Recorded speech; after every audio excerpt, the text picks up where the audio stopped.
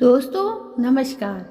पुराणों के अनुसार अद्भुत दिखने वाला श्री कृष्ण का गोलोक और बैकुंठ धाम, इन दोनों में क्या अंतर है? कई पौराणिक कथाओं में गोलोक धाम के बारे में सुनने को मिलता है, जो श्री कृष्ण और राधा रानी का धाम है। गोलोक तीनों लोकों से ऊपर है और इसके ऊपर कोई लोक नहीं है। पुराणों में गोलोक जैसा दिखता है, इसकी बड़ी ही सुंदर व्याख्या मिलती है। तो चलिए जानते हैं कि श्री कृष्ण का गोलोक कैसा दिखता है और गोलोक में और बैकुंठ धाम में क्या अंतर है। आपने शास्त्रों में कई लोगों के बारे में सुना होगा, जैसे कि ब्रह्मलोक, नागलोक, पाताल लोक आदि। लेकिन इन सारे लोकों में जिसका सबसे सुंदर और अनोखा वर्णन मिलता है, वो है गोलोक। श्री कृष्ण की भांति ही गोलोक भी सुंदरता भी मोहित कर देने वाली है। गोलोक भगवान श्री कृष्ण का निवास स्थान है, जहाँ वो श्री राधा रानी एवं अन्य गोपियों सहित निवास करते हैं। यहाँ रोज रासलीला इत्यादि क्रीड़ाएं एवं महोत्सव होते रहते हैं।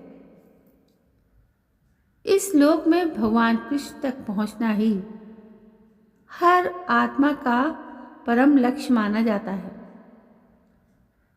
विष्णु संप्रदाय को मानने वाले मानते हैं कि श्री कृष्ण ही पर ब्रह्म है और उनका निवास स्थान गोलोक धाम है। गर्ग संहिता व ब्रह्म संहिता में इसका बड़ा ही सुंदर वर्णन मिलता है।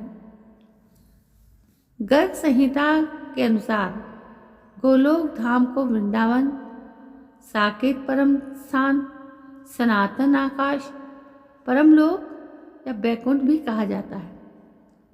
सांसारिक मोह माया से परे इस धाम को प्रेम और भक्ति का धाम भी कहा जाता है। यहाँ लोग स्वयं कृष्ण की भांति अनंत हैं। जिस प्रकार श्री कृष्ण तीनों गुणों सतोगुण, रजोगुण एवं तमोगुण से परे हैं, उसी प्रकार ये धाम भी इन तीनों गुणों से परे हैं। वहीं भगवद गीता में गोलोक के बारे में कहा गया है, मेरा परम धाम ना तो सूर्य है, ना चंद्रमा और ना ही अग्नि द्वारा प्रकाशित होता है। जो लोग वहां पहुंच जाते हैं, वे इस भौतिक जगत में फिर कभी नहीं लौटते, बल्कि मुझे प्राप्त हो जाते हैं। ब्रह्म वैवर्त के अनुसार गोलोक वृंदावन बैकुंठ लोक से 50 करोड़ योजन ऊपर स्थित है और 3 करोड़ योजन में फैला हुआ है। गोलोक ब्रह्मांड से बाहर तीनों लोकों से ऊपर ब्रह्म ज्योति में विद्यमान है।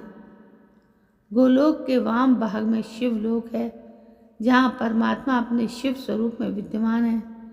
बैकुंठ और शिवलोक भी गोलोक की भांति नित्य हैं। ये सभी कृत्रिम या भौतिक सृष्टि से परे हैं।